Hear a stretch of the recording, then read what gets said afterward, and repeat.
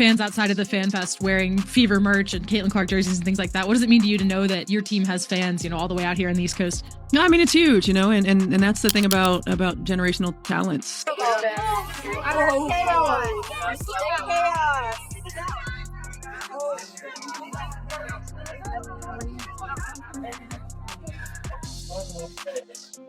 There are literally hundreds of fans, and you can see all the way down the street.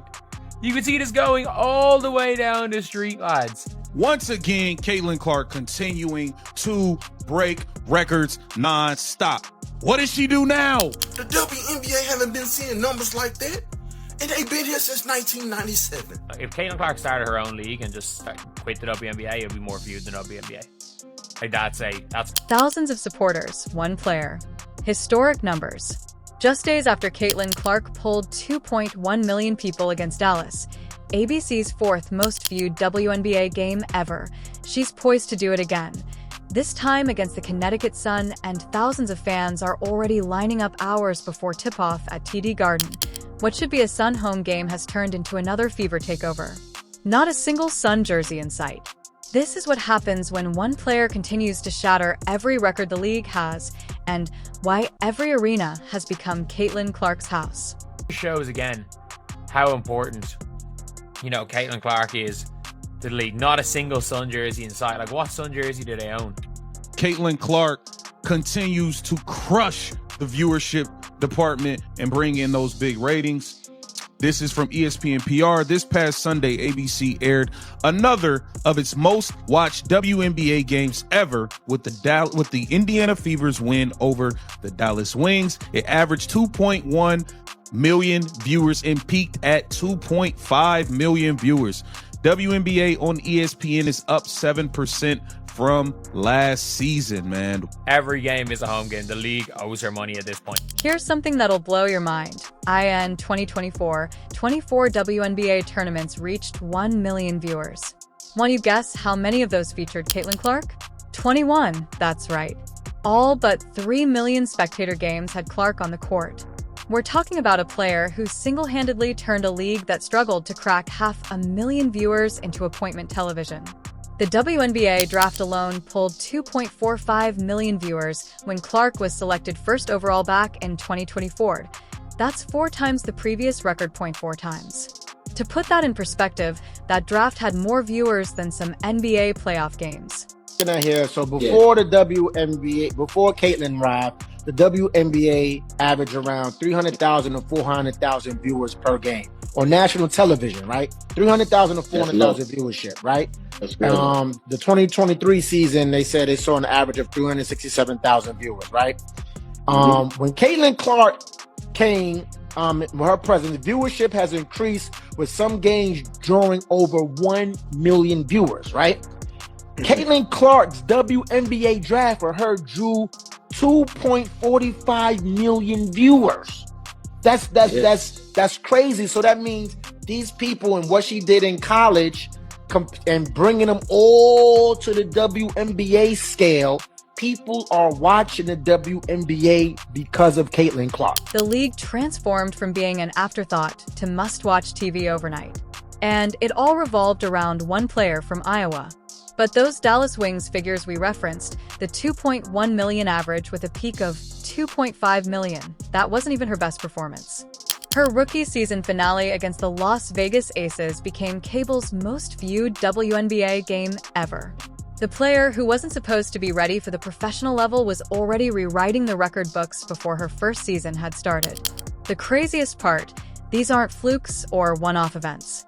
Every time the girl is on national TV, she's shattering her own. She's not even shattering viewership records. She can only break her own records at this point. She's already broken everybody else's when it comes to this viewership thing. 69% versus last year's WNBA on ABC regular season average. This season to date, the WNBA across ESPN platforms are up 7% from last season. What's that number when we get rid of the Caitlin Clark games on ABC or ESPN?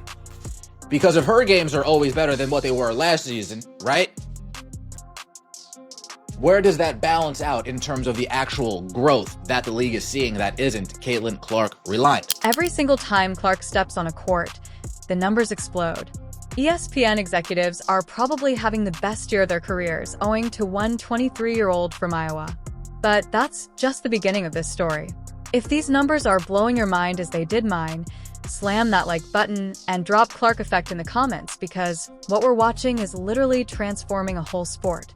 And trust me, the story gets more crazier from here. Remember when WNBA games were played in front of half-empty arenas? Those days are gone. More than 400,000 people attended WNBA games in May alone, with almost half being sellouts. That's unprecedented territory for a league that used to struggle with attendance.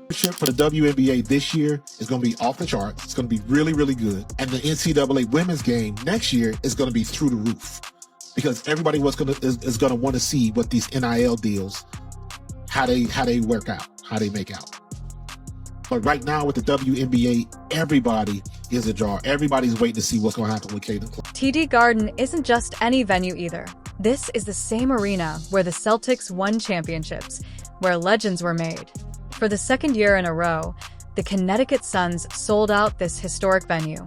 But here's what makes it truly insane. This isn't even the Suns' home arena. They're playing in Boston because they know Clark will pack the place.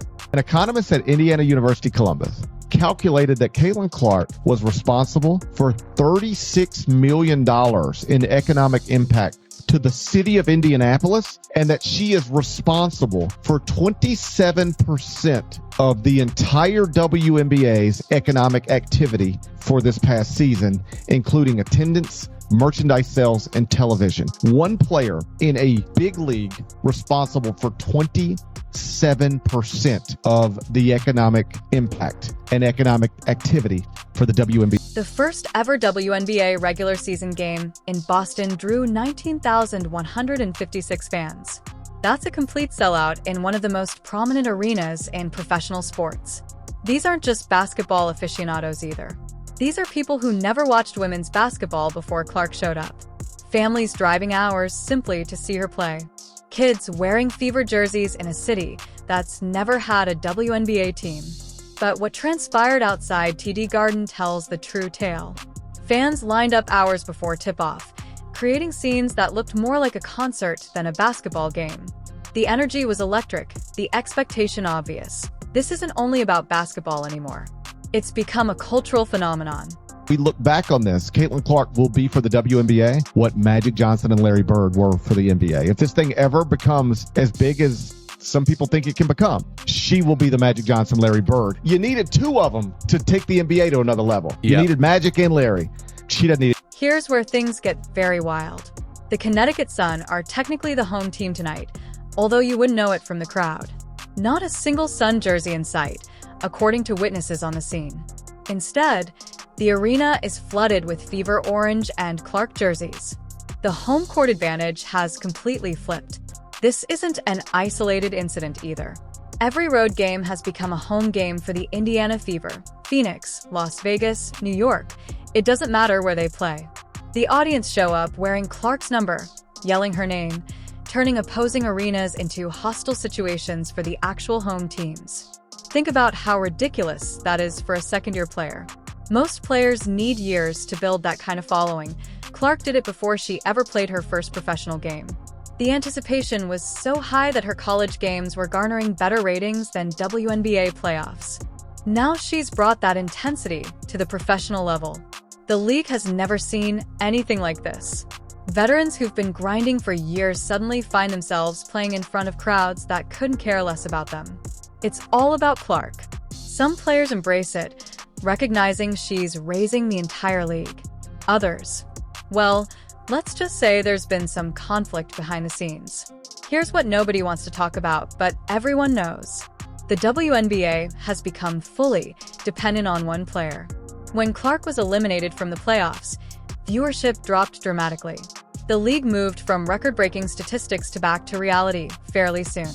That 2.5 million viewer game we referenced, the most watched WNBA game ever on TV. But here's the kicker. The very next playoff game, without Clark, drew less than half that number. The drop-off was severe and immediate. It highlighted exactly how much the league's newfound success rested on one 23-year-old. This creates a massive problem for the WNBA. What happens when Clark has an off night? What happens if she is injured? What happens when she eventually retires? The league has put all its eggs in one basket. And while that basket is currently made of gold, it's still exceedingly hazardous. The business side of this is even more revealing. Merchandising, ticket sales, TV partnerships, everything revolves around Clark's presence. Teams are scheduling their biggest promotional evenings around fever visits. Arena managers are adding extra security and catering because they know Clark games will be packed.